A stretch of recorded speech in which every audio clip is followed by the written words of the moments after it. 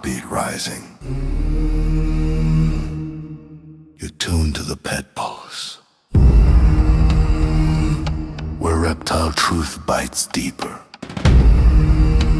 Lupa brings the wild to the mic. Tuesdays 15:30, only on Stream Central. Goeiedag en welkom by The Pet Pulse.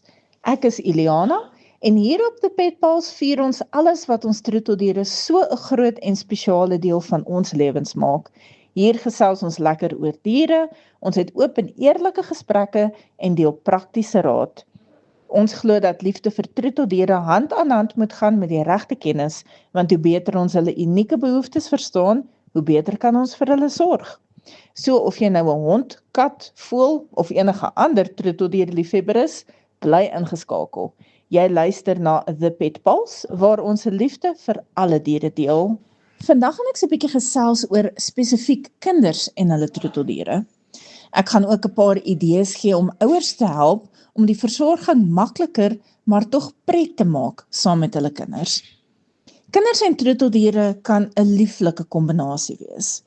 'n Beste maatjie wat 4 voete of vere of skibbe het, wat vir jou wag by die huis na 'n lang skooldag, is wonderlik. Nesdiere vir ons groot mense baie leer, onthou, hulle leer die kleintjies net so baie. Hulle bring vreugde en liefde.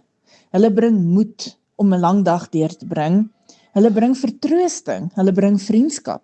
Daar is al soveel flieks en boeke inspireer deur die vriendskap spesifiek tussen 'n kind en sy diertjie. Ek onthou nog baie lank terug as 'n jong tiener, hoe ek op 'n dag gedwing was, nes al die ander kinders in die sondagskoolklas, om 'n one-on-one konsultasie te hê met die jeugpastoor. Ek is nie heeltemal seker wat hy wou uitvind nie, maar ons moes gaan vir konsultasies. Net die idee daarvan was natuurlik 'n absolute nagmerrie vir my skaam, angstige self, wat al klaar nie so lekker in die sondagskoolsituasie inpas, nê? Nou, wat was my oplossing? Onthou, ek was gedwing. Ek kan nie net sê nee, ek gaan nie, ek moet gaan.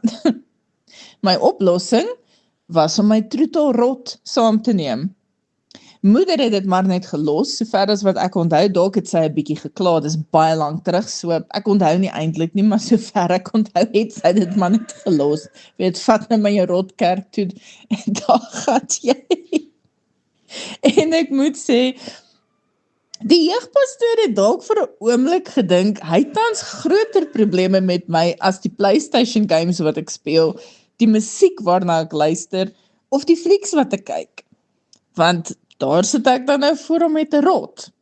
Ek is nie heeltemal seker wat 'n jeugpastoor alles geleer word nie, maar ek is 100% seker, daar is nie 'n seksie wat dek hoe om dit te hanteer, as 'n jeugdige met 'n rot by jou kom sit vir die konsultasie, nê? Die arme man. Nou, as side note, moet dalk nie jou troeteldiere saamneem na sulke gevalle nie, maar ek moet sê, dit het my soveel beter laat voel. Dit het my moed gegee om na daai konsultasie toe te gaan, net omdat ek 'n rot op my skouer gehad het. Nou, daar is wel een ding wat mense moet besef en moet onthou.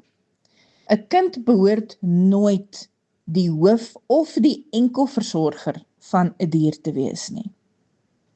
Die hoofversorger is nog 'n bietjie debatteerbaar as dit 'n ouer kind is, as die kind al meer verantwoordelikheid geleer het, maar daai kind, al is hy hoe verantwoordelik, moenie die enkelversorger van die dier wees nie.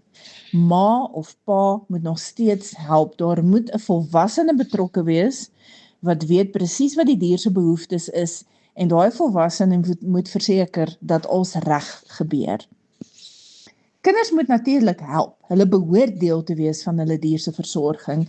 Dit is die deel waar hulle verantwoordelikheid leer vir 'n troeteldier.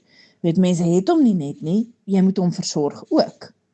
Hulle moet leer en hulle moet betrokke wees, maar weer eens die myn verantwoordelikheid lê altyd, maar altyd by die ouer.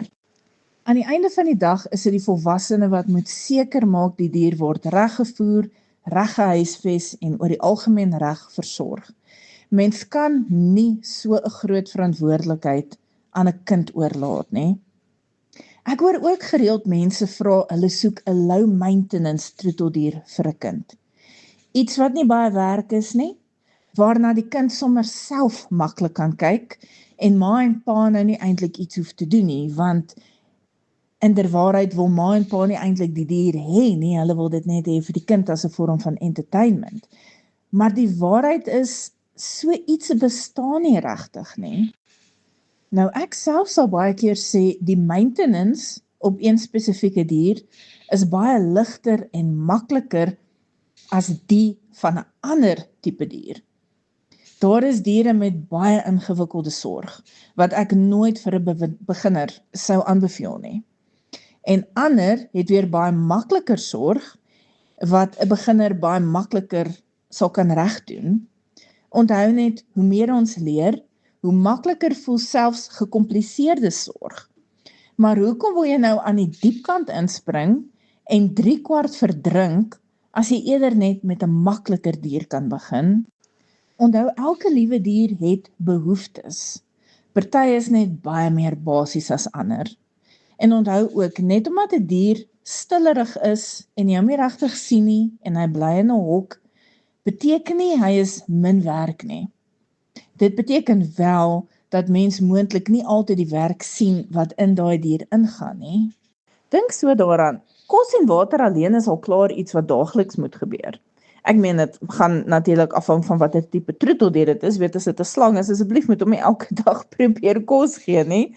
Maar hierdie tipe goed is nie iets wat jy doen net wanneer jy onthou, of wanneer dit jou toevallig pas, of wanneer jy toevallig verveeld genoeg is om dit te doen nie. Dis iets wat gedoen moet word. En baie diere het baie spesifieke behoeftes as dit kom by hulle dieet of die kas waarin hulle bly, en as dit nie reg gedoen word nie, begin probleme opduik. Dalk nie oornag nie, dalk nie oor 'n week nie, dalk nie oor 'n maand nie, maar daar gaan probleme opduik. En daai probleme kan vinnig baie ernstig raak. Daar is ook ander risiko's, soos 'n hok wat per ongeluk nie mooi toegemaak word nie. 'n Deurtjie wat per ongeluk half oop bly, en nou is daai dier weg. Hy beland dalk iewers waar hy nie moet wees nie, hy kry moontlik seer of selfs erger, en niemand, nie die kind of die volwassene, het die trauma nodig van 'n geliefde kokketiel wat per ongeluk uitkom op verkeerde tyd en amper onmiddellik in die hond se bek beland nie. So dit is net sulke klein ou foutjies wat groot probleme kan veroorsaak.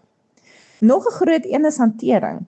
Kinders bedoel natuurlik nie om hulle klein vriendjie seer te maak nie, maar hulle verstaan nie altyd hoe om 'n dier se lyfstaal te lees nie, en hulle verstaan ook nie altyd dat sommige diere net nie gemaak is vir baie hantering nie. En selfs diere wat baie van hantering hou, is op 'n dag dalk net nie in die mood vir hantering nie. Die kleintjie wil met die dier speel, optel, ronddra. Sommige diere hou dood eenvoudig nie daarvan nie. En sonder toesig kan 'n dier baie vinnig opgestres raak, en dit kan dalk gaan tot op die punt waar die dier voel hy moet homself verdedig. Nou sit jy met 'n krap of 'n byt, almal is geskok, almal is ontstig, en die arme kind het dalk nou 'n vrees vir sy eie dier. In so 'n tipe situasie kan die kleintjie ook maklik skrik, en in daai oomblik wat die dier hom krap, hom byt, kan hy hom laat val, of selfs van hom weggooi omdat hy skrik. En iets wat mense ook nogal onderskat, is om te sien wanneer iets fout is. 'n Dier wat minder eet, nie homself is nie, meer wegkruip, anders optree as die norm. Dit is tekens wat moontlik groot probleme kan wees. 'n Kind gaan dit nie altyd optel nie, en 'n kind gaan dit ook altyd nie verstaan nie. Dit is ook iets wat 'n volwassene moet ophou. Die ander realiteit is natuurlik, aan die begin is als exciting en nuut. Dis 'n nuwe troeteldier, dis 'n nuwe ervaring, dis 'n nuwe ding wat jy elke dag doen, maar na 'n ruk is dit baie moontlik dat kinders 'n bietjie verveeld raak met die novelty. Jy weet, dit is nou nie meer novelty nie, dis nou maar net furniture in die huis. Dit is moontlik dat kinders besig raak, dit is maatjies, dis skool, dis huiswerk, dis buitemuurs by die skool, dit is allerhande avonture en allerhande dingetjies wat die kinders doen. Hulle verloor dalk belangstelling, die dier raak dalk deel van die agtergrond, en dit is die dier wat dan kort kom. Mens moet onthou, 'n troeteldier is nie 'n speelding nie. En dit is ook nie 'n projek net om 'n kind besig te probeer hou, of om hom verantwoordelikheid te probeer leer nie. As jy 'n kind in 'n troeteldier alleen los, leer jy hom in eintlik geen verantwoordelikheid nie. Jy leer hom net nonsens aanjaag. Dit is jou plig om saam met jou kind na die dier te kyk en so leer hy die verantwoordelikheid. Onthou, dit is 'n lewende dier met behoeftes en gevoelens en perke. Alle diere kan pyn voel, alle diere kan stres voel. As jy 'n troeteldier huis toe bring jy daai verantwoordelikheid op jouself, nie op jou kind nie. Dis ma se troeteldier, dis pa se troeteldier, dis nie die kind se nie. Dis pretty much jou, né? Dit beteken natuurlik nie dat kinders en troeteldiere nie werk nie. Inteendeel, dit kan ongelooflik spesiaal wees. En kinders kan soveel leer van respek en geduld en inderdaad verantwoordelikheid ook. Maar dit werk wanneer die ouer leiding neem en die kind leer deur alles saam met hulle te doen. Nie deur alles alleen te moet doen nie, en ook nie deur totaal onbetrokke te wees nie. En onthou, afhangend van die kind se ouderdom, is daar verskillende tipes pligte waarmee hy jou kan help wanneer jy besig is om die dier te versorg. Kindertjies wat baie klein is, wat nog nie eens verstaan wat dit is nie, wat nog in daai grabby hand stadium is, wat daai handjie soos 'n vice grip is en hy gryp net en hy los nie. Sulke kinders is nog te jonk vir hulle eie troeteldiere. Soos ek sê, dis nog steeds eerstens die ouers se troeteldier, maar sulke kinders is jonk. Ek het al soveel keer in my lewe gehoor wat iemand met my gesels met 'n klein kindjie wat spesifieke sterk belangstelling het in 'n spesifieke tipe dier. En ek het al hoeveel keer gesê, hoorie, so dit is 'n bietjie jonk. Selfs onder supervision is dit gevaarlik vir hierdie kleintjie om met hierdie dier te werk, want die dier is so broos en die kleintjie squish hom een keer en hy is dood. Wag dalk 'n paar jaar, wag lank genoeg dat die kind verstaan waaroor die dier gaan en dat hy in staat is om hom onder toesig te hanteer en dat hy in staat is om jou te help met klein taakies met die dier, selfs al is dit net om 'n jug water kraan toe te vat, of om 'n jug kraan toe te vat, en bietjie water in te tap, en die jug vir jou terug te bring. Selfs al is dit net om 'n emmertjie met bietjie seep en 'n sponsie aan te dra, en saam met jou die dier se bakkie uit te was, en uit te spoel, en vars water in te gooi. Al daai klein taakies beteken so baie, en natuurlik hoe ouer die kind is, hoe meer kan hy doen, en hoe minder hulp van jou af het hy nodig, maar hy het nog steeds jou toesig nodig. Nog iets wat ek eerlik kan sê, vir die wat dalk twyfel, en miskien van plan was om vir 'n baie klein kind 'n diertjie te kry. Ek het al baie keer by mense gehoor, Jene, ek is so bly, ek het eerder 'n paar jaar gewag voor ek hierdie diertjie vir my kind gekry het.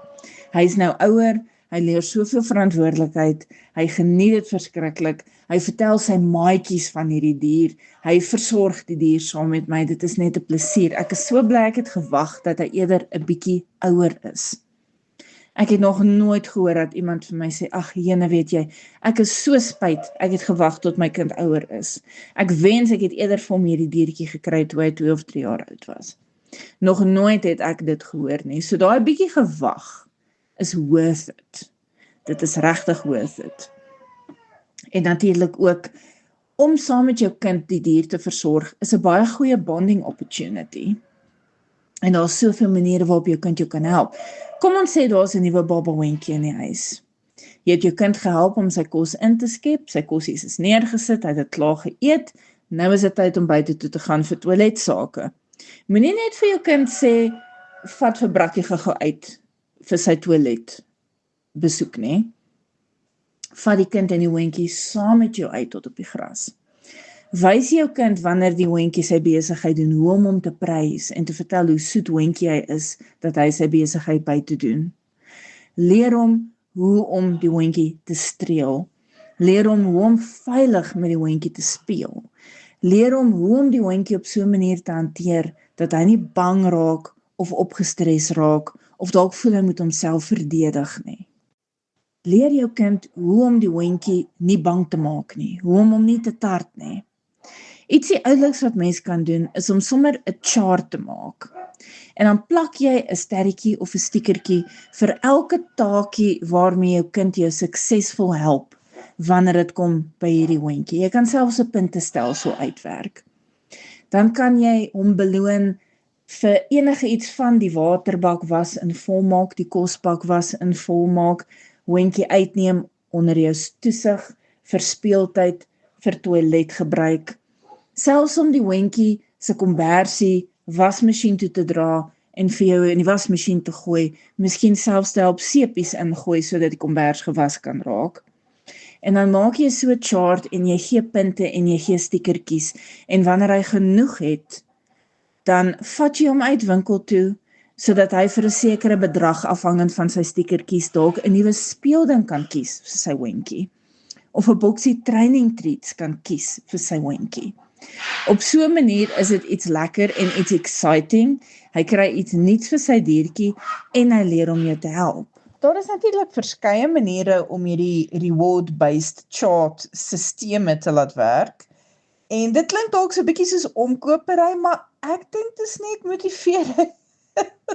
Dis nie omkoop nie, dis net motivering. Want dink nou daaraan, dis lekker om te weet ek het my diertjie en as ek help om reg te versorg vir elke job well done, kry ek 'n sticker. En wanneer ek genoeg van hierdie stickers bymekaar het, dan word ek beloon en ek kan daai swing gaan koop wat ek so graag vir my kokketiel wil hê. Ek kan daai cute mushroom huisie koop wat ek so graag vir my hamster wil hê. Ek kan daai mooi glitter halsbandjie kry vir my kat of my hond. Ek kan whatever it might be kry. So vir 'n job well done kry ek 'n beloning en wanneer die belonings genoeg opbou, dan kry ek iets volgens daai geldwaarde. Dis lekker om dit so te doen en dit is ook lekker om iets nuuts vir jou dier te kry. Partykeer as mense iets nuuts vir jou dier kry, is dit sommer soos 'n nuwe dier. So dis baie lekker. En veral met diere waar daar temperatuur gemeet moet word, soos reptiele en vistanks, wanneer dit 'n besige oggend is en jy kan nie op daai spesifieke stadium saam met jou kind deur die care chart gaan nie, stuur hom alleen, maar nie om alleen binne in die kas te werk nie, net om notas te maak. Skryf die temperatuur neer wat die termometer sê dit is. Maak 'n tik, sê laat daar 'n blokkie wees vir of die filter sterk blaas of nie. As die filter sterk blaas, maak jy 'n tik hierso. As die filter 'n bietjie sukkel, dan maak jy 'n kruisie of hoe jy dit ook al gedoen wil hê. Dieselfde met reptiele. Hierdie is die nommer wat die termometer gee aan die warmkant. Hierdie is die nommer wat die termometer gee aan die koelkant. Mens kan selfs bysit, is die water skoon? Tik hom. Is die waterbak leeg? Is die waterbak miskien vuil? Is daar miskien iets aan die dier wat nie reg lyk nie? En so kan die kind dit tik en jy kan vinnig at 'n glance kyk wat die situasie is met die dier en jy sal dadelik sien, o my aarde, wag, okay, hierdie temperatuur is heeltemal te laag, ons moet dit geregstel. Of jy kan sien die kind het gewys, weet die waterbak is nou dalk baie vuil. Okay, ons moet dit gou vinnig skoon maak voordat ons werk toe gaan, dat die arme dier nou nie water met allerlei gaga-goeters in het vir die res van die dag nie. En dit kan dalk wees dat iets snaaks aan die dier lyk en jy kan dan saam met die kind gaan kyk en sien, okay, well, die leopard gecko het nie mooi vervel nie, hy het 'n stukkie stuck shed aan die oogie. Dit is iets wat ons dringend moet fix, en dan doen mense iets daaraan.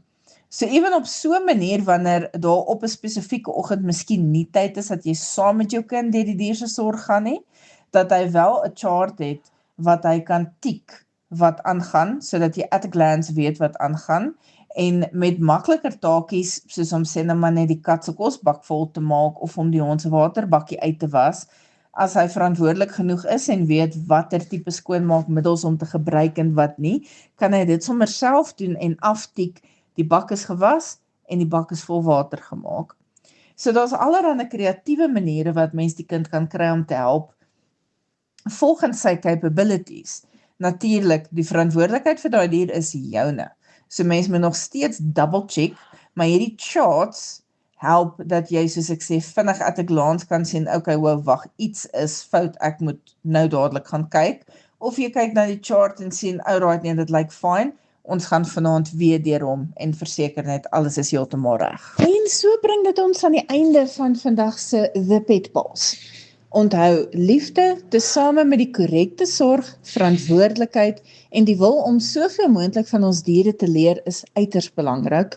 So verseker ons dat hulle gelukkige lewens saam met ons het. Dankie dat jy saam geluister het. Ek is Eliana en ek sien uit om volgende keer weer saam met jou te gesels oor alles wat ons diere se lewens beter maak. Tot volgende keer en gee intussen namens my vir jou troeteldier 'n ekstra kaddel. Low, low. Heartbeat rising. You're tuned to the Pet Pulse, where reptile truth bites deeper. Lupa brings the wild to the mic. Tuesdays 15:30, only on Stream Central.